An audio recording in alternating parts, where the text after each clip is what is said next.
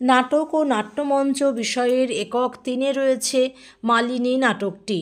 Netaji Subhash open university থেকে যারা বাংলা বিষয়ে পোস্ট গ্র্যাজুয়েট করছেন তাদের সেকেন্ড ইয়ারে পিজি বিজি 6-এর বিষয় নাটক ও নাট্যমঞ্চ।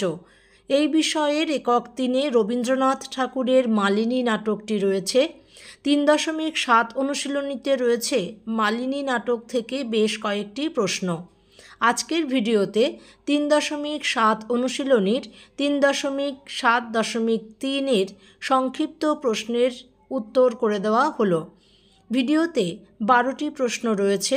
3.7.3-এ যে সংক্ষিপ্ত প্রশ্নগুলি রয়েছে, অর্থাৎ যে 12টি সংক্ষিপ্ত প্রশ্ন রয়েছে সেই প্রশ্নের উত্তরগুলি করে দেওয়া হয়েছে আজকের ভিডিওতে। প্রথম প্রশ্ন, মালিনী নাটকটির প্রকাশকাল কবে? উত্তর 1896 খ্রিস্টাব্দ। রবীন্দ্রনাথ ঠাকুরের লেখা কততম নাটক এটি? উত্তর 11তম নাটক প্রকাশকাল অনুসারে। মালিনী কোন ধর্মের পূজারিণী? উত্তর নবধর্মের পূজারিণী। মালিনীর বিরুদ্ধে বিদ্রোহী ব্রাহ্মণদের মধ্যে কারা ছিলেন? উত্তর উগ্রসেন, সোমাচার্য, চারুদত্ত এবং অন্যান্য ব্রাহ্মণেরা। মালিনীর কোন শাস্তি ব্রাহ্মণেরা কামনা করেছিলেন? উত্তর রাজ্য থেকে নির্বাসন কামনা করেছিলেন। পরের প্রশ্ন, মুক্তি শুধু বিশ্ব কাজে কে কখন বলেছিলেন? উত্তর মালিনী নাটকের চতুর্থ দৃশ্যে উক্তিটি করেছেন সুপ্রিয়।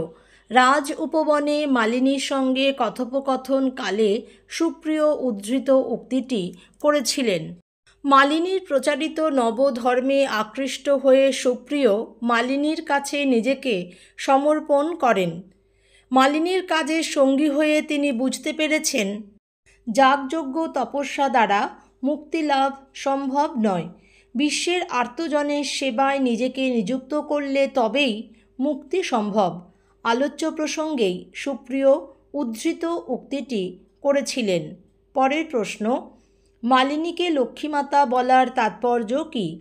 কাশীনগরে রাজকন্যা মালিনীর নবধর্ম প্রচারে সনাতন হিন্দু ধর্ম বিপন্ন হওয়ার আশঙ্কায় ব্রাহ্মণেরা বিদ্রোহী হয়ে ওঠেন। ব্রাহ্মণদের প্ররোচনায় প্রজারা বিদ্রোহ করলে বিদ্রোহী প্রজাগণের মাঝে এসে উপস্থিত হন মালিনী। ম্লান বস্ত্র পরিহিতা সাধারণ কন্যারূপে মালিনীকে দেখে বিদ্রোহীরা বুঝতে পারে মালিনী সংহারক নয়, দয়াময়ী। ব্রাহ্মণেরা মেনে নেন মালিনীকে, তার লোকধর্মকে। বিদ্রোহীরা উল্লাসের সঙ্গে তাকে রাজগৃহে ফিরিয়ে আনে। মালিনীর কৃতিত্বে পতনোন্মুখ রাজসিংহাসন আবার অটল হলে মালিনীর পিতা উপলব্ধি করেন মালিনীর লোক চালনার ক্ষমতার জন্যই তার সিংহাসন দৃঢ় হয়েছে। বিদ্রোহী প্রজাদের মালিনী যখন শান্ত করে তখনই পিতার চোখে মালিনী লোকলক্ষ্মীমাতা রূপে ধরা দিয়েছে। পরের প্রশ্ন, সত্যাসত্য ধর্মাধর্ম কর্তা কর্মক্রিয়া অনুস্বার চন্দ্রবিন্দু লয়ে কাদের মরতে বলা হয়েছে কেন? উত্তর রাজমহিষী শাস্ত্রজ্ঞানী পণ্ডিতদের উদ্দেশ্য করে উদ্ধৃত উক্তিটি করেছেন।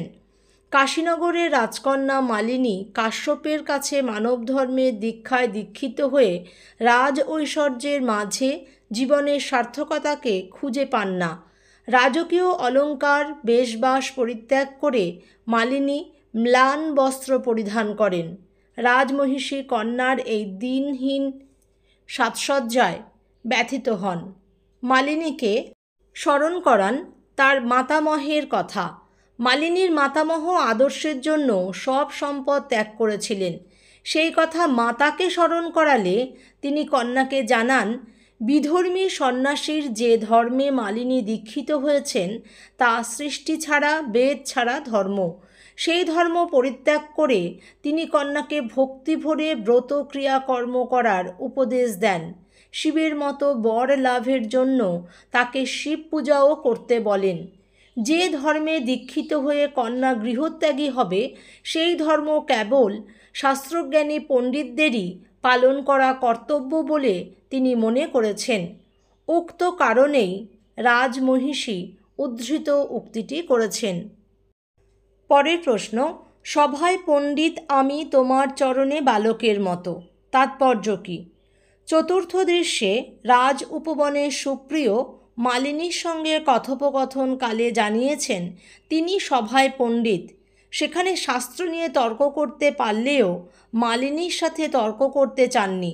তিনি মালিনীর কাছে নিজেকে সমর্পণ করেছেন, বালকের মতো মালিনীর অনুসারী হতে চেয়েছেন। ক্ষেমংকর কার কাছে ধর্মের পরীক্ষা দেবার প্রস্তাব করেছিলেন? উত্তর, ধর্মরাজের কাছে। ইন্দ্রতুল্য হেন মূর্তি হেরি কথাটির অন্তর্নিহিত তাৎপর্য কী?